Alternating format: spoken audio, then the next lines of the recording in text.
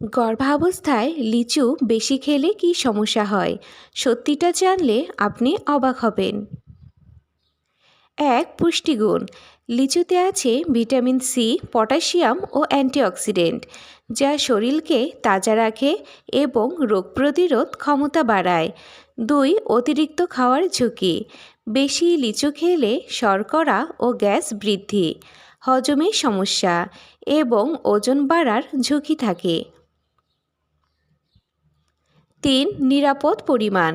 প্রতিদিন এক মুঠো বা 10 থেকে 12টি লিচু খাওয়াই নিরাপদ, বেশি নয়। শেষ কথা, লিচু গর্ভাবস্থায় পুষ্টিকর, কিন্তু পরিমিতভাবে খাওয়া জরুরি।